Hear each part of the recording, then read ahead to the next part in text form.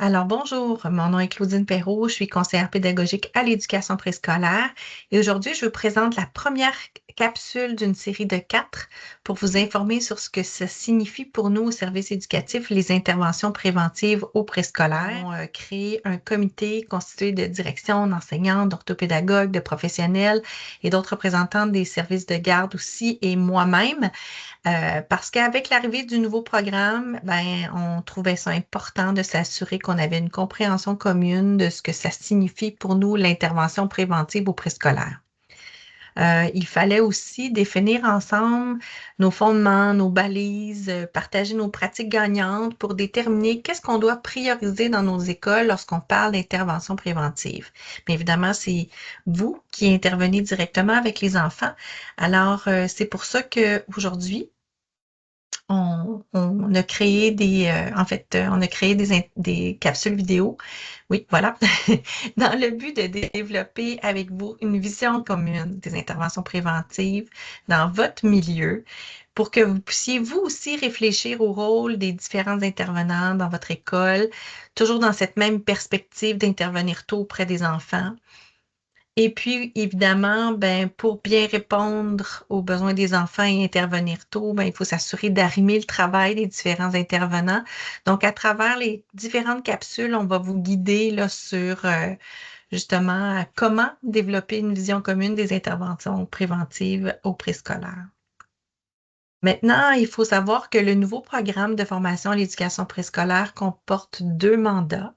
Le premier, c'est favoriser le développement global des enfants au regard de 5 sphères de développement, donc le domaine affectif, social, langagier, cognitif, physique et moteur, dans le désordre. De toute façon, c'est pas grave parce qu'ils sont tous interreliés et l'enfant développe ces 5 sphères de développement en synergie. Et le deuxième mandat, bien, c'est de mettre en œuvre des interventions préventives. Donc, des questions qu'on peut se poser, c'est quoi ces interventions-là? Comme qui doit les mettre en œuvre? Pour quel enfant on doit intervenir? Dans quel contexte? Bien sûr, on s'est appuyé sur les indications du programme puis des informations du ministère, mais on a aussi échangé sur ce qui a été et ce qui est toujours vécu dans nos écoles pour justement se faire une tête là-dessus. Tout d'abord, on va se rappeler que favoriser le développement global, c'est le premier mandat du préscolaire pour répondre aux besoins de l'enfant. Puis, ce que ça veut dire, ben, c'est lui permettre de se développer dans tous les domaines en même temps. Ce que je disais tout à l'heure, les domaines sont en synergie. C'est lui proposer aussi des activités dans les respects de sa capacité, de ses habiletés, de sa compréhension, de ses besoins, ses intérêts et aussi de sa culture. C'est aussi de lui permettre d'acquérir des habiletés et de faire des apprentissages qui se situent dans sa zone proximale de développement. En fait, notre responsabilité, c'est d'offrir un milieu sécurisant, bienveillant et inclusif pour l'enfant et sa famille. Ça veut aussi dire que chaque intervenant est curieux de connaître l'enfant et c'est pour ça qu'on dit porter un regard sans jugement sur lui, parce que mieux on connaît l'enfant, mieux on peut répondre à ses besoins et croire en sa capacité d'apprendre. Alors, peu importe son bagage d'expérience, ses caractéristiques ou son histoire familiale, tous les enfants devraient avoir des chances égales. Puis pour que l'enfant puisse se développer et cultive le plaisir d'apprendre, ben, il faut lui permettre d'être actif, de pouvoir faire des choix dans la classe, dans ses jeux, de lui offrir assez de temps pour jouer dans le jeu libre, notamment, parce que c'est dans le jeu que les enfants d'âge préscolaire se sentent bien. C'est par le jeu que l'enfant apprend et plus le petit cœur de l'enfant va bien, plus il va se développer de façon adéquate et qu'il va développer aussi des comportements adéquats. Et ben, évidemment, il y aura plus de chances d'aimer l'école puis d'avoir envie d'apprendre. Finalement, la maternelle, c'est aussi le point de départ pour développer des comportements, des stratégies, des attitudes qui vont être utiles pour tout son parcours scolaire. C'est pour ça qu'on parle de mettre les bases de la scolarisation pour qu'il puisse éventuellement comprendre son rôle d'élève dans le cadre scolaire. Donc, tout ça, c'est offrir un milieu sécurisant, bienveillant et inclusif pour l'enfant et sa famille, lui permettre de cultiver son plaisir de jouer, d'explorer, de découvrir et d'apprendre, et jeter ou mettre les bases de la scolarisation. Mais qu'est-ce que ça veut dire mettre en œuvre maintenant des interventions préventives? Mais c'est sûr que dans préventive, on a prévention. Donc, c'est prévenir avant tout. Puis pour prévenir, ben, il faut pouvoir porter un regard attentif sur chaque enfant, agir tôt, proposer du soutien pour prévenir les difficultés, agir en collaboration avec les familles, les intervenants, les partenaires, mettre en place la prévention universelle et la prévention ciblée, qu'on vous expliquera un petit peu plus tard dans une autre des capsules. Offrir des activités spécifiques et régulières à tous les enfants afin de favoriser les apprentissages relatifs à certains déterminants de la réussite scolaire, comme par exemple les habiletés sociales, l'autorégulation, le langage oral, l'éveil à la lecture et l'écriture, l'éveil aux mathématiques, parce que c'est ces déterminants-là qui sont ciblés par la recherche, mais c'est aussi les mêmes déterminants qu'on retrouve dans les différentes composantes de notre programme. Porter un regard attentif sur chaque enfant et agir tôt, mais c'est ce que je vais vous expliquer davantage dans cette capsule. Mais qu'est-ce que ça veut dire porter un regard attentif sur chaque enfant lorsqu'on parle d'intervention préventive? En fait, ça veut dire d'abord accueillir l'enfant avec son bagage d'expérience et ses caractéristiques personnelles. Chaque enfant est différent. Les enfants ont donc des besoins semblables selon leur âge, mais ils ont des besoins aussi différents selon leur expérience de vie et leurs caractéristiques personnelles.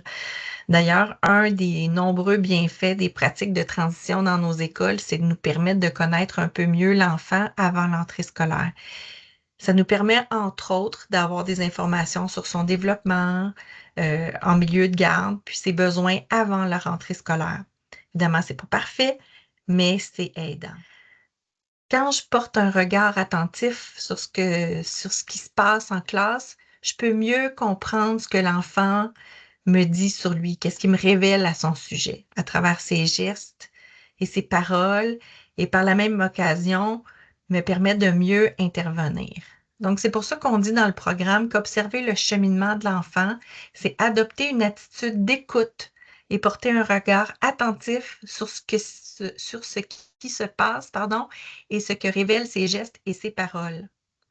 Les observations sont effectuées lors d'activités qui amènent l'enfant dans sa zone proximale de développement. Puis, dans la perspective d'agir tôt, observer l'enfant, c'est aussi important et présente des occasions de mieux cibler les interventions à mettre en place. Vous pourrez aussi consulter le feuillet L'observation du cheminement de l'enfant qui est disponible sur le site du ministère, qui est tout à fait pertinent également.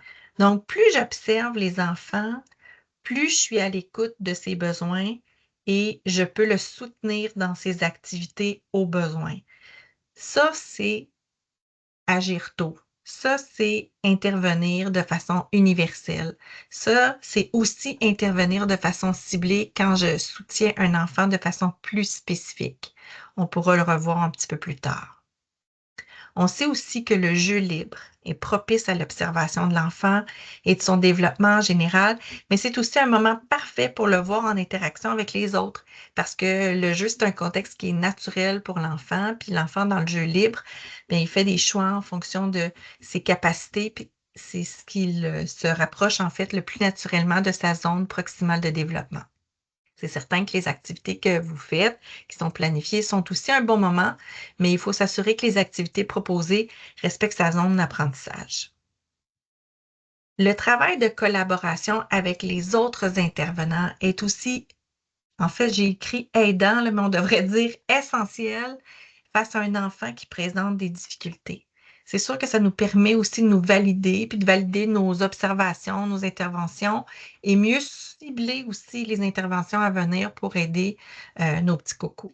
Euh, Malgré qu'on a un contexte qui est favorable et que l'enseignante est en soutien, il y a certains enfants qui semblent pas progresser, mais ne pas observer de changement à court terme dans le comportement d'un enfant, ça ne veut pas dire qu'il ne progresse pas parce qu'on ne voit pas à l'intérieur de son cerveau qu'est-ce qui se passe comme processus. Ça se peut que ça arrive un petit peu plus tard parce que le cerveau ne se transforme pas de façon instantanée. Il a besoin de temps. Donc, on se dit toujours de faire attention aux jugements qui sont trop hâtifs sur le développement d'un enfant parce que il faut aussi penser qu'ils ont parfois 5 ans, puis des fois, ils viennent juste d'avoir 5 ans ou des fois, ils vont bientôt avoir 6 ans. Alors, l'âge est aussi important dans le développement. Alors, il faut rester prudent face au jugement qu'on a sur le développement des enfants. Quand on parle d'agir tôt, de proposer du soutien pour prévenir les difficultés, ben c'est surtout de profiter de cette fenêtre d'opportunité pour les prévenir, ces difficultés-là. Et on sait que pour agir tôt, ben, il faut connaître cette fenêtre d'opportunité et aussi les périodes sensibles du développement précoce du cerveau. On dit qu'entre 3 et 5 ans, c'est une période sensible sur le plan pour le cerveau sur le plan du langage, des comportements sociaux et le contrôle des émotions.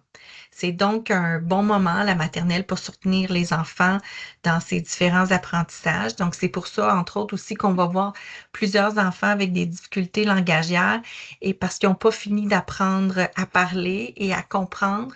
Donc, on doit continuer de stimuler ces apprentissages-là à la maternelle. Et on a des enfants qui vont être plus en retard dans ces périodes-là et des enfants qui peuvent être aussi plus avancés. C'est pour ça qu'on sait que c'est une période importante où l'enfant doit être en contact avec d'autres enfants et en contact avec des activités riches et stimulantes, mais aussi un contexte de classe qui est doux, qui est bon pour leur petit cœur, pour se sentir en sécurité pour apprendre. On ne peut pas forcer le développement d'un enfant. Comme on ne peut pas tirer sur une carotte pour la faire pousser plus vite, ça, on le répète souvent. Donc, nous, on a comme idée, et c'est ce que Annie Charon a décrit, en fait, nommé dans un de ses textes. C'est cette phrase qui dit, pardon, amener l'enfant là où il pourrait être et non là où il devrait être. Donc, avec le contexte favorable de la maternelle puis nos interventions au quotidien, on doit toujours avoir en tête d'amener l'enfant là où il pourrait être et non là où il devrait être selon les attentes du milieu, les attentes des parents, la comparaison avec les autres enfants.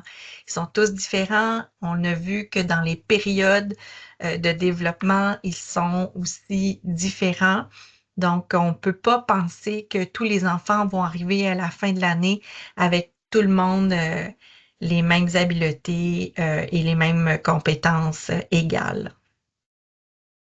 Donc aujourd'hui, c'était cette petite introduction pour l'observation de l'enfant et qu'est-ce que ça veut dire agir tôt.